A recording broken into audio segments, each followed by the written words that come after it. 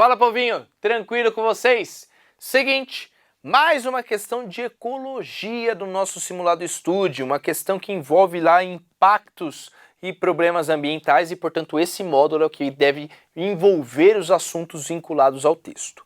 Que eles dizem especificamente sobre a descarga de efluentes de áreas altamente industrializadas e, portanto, efluentes tóxicos no ambiente aquático.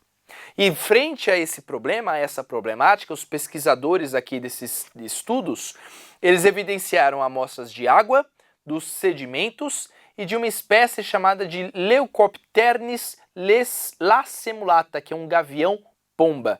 Então é um gavião aí, obviamente uma ave evidenciada por aqui. E eles falaram que ao longo dessa pesquisa, eles acharam metais pesados, eles falaram aqui, ó, concentração de metais pesados no sedimento foi maior que a água e no gavião-pomba foi maior do que os sedimentos.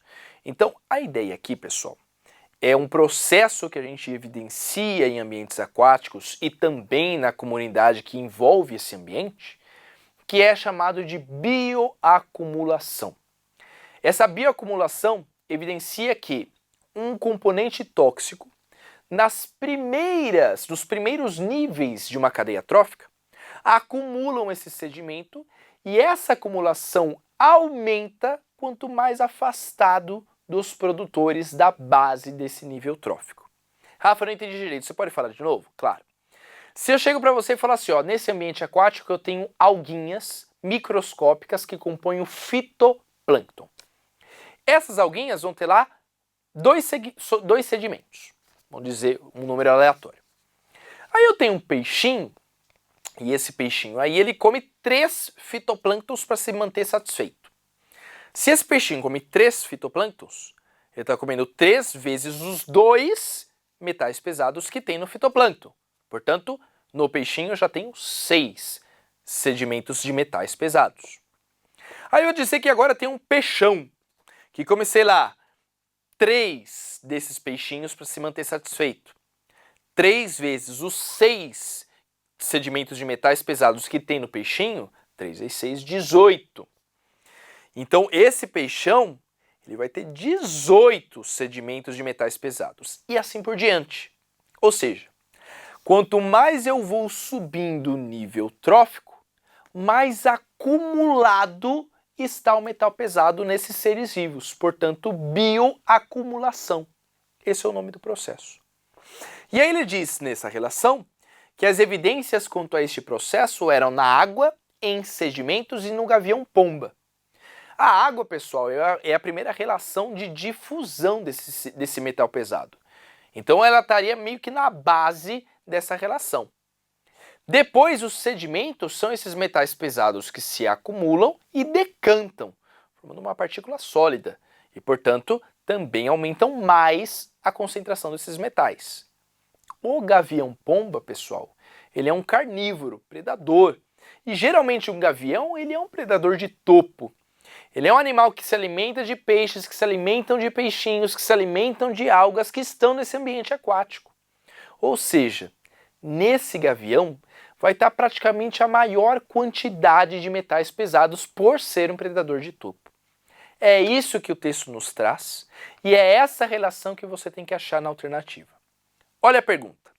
A partir do texto é possível inferir que uma das alternativas diz o seguinte: os organismos produtores, então a base da cadeia alimentar dessa região, provavelmente serão seres vivos com maior acúmulo de metais pesados. Na cadeia trófica, será o de menor acúmulo. Então, não. Uma outra diz o seguinte: a elevada e persistente exposição aos metais pesados no local estudado é a única razão de casos de câncer observados na população.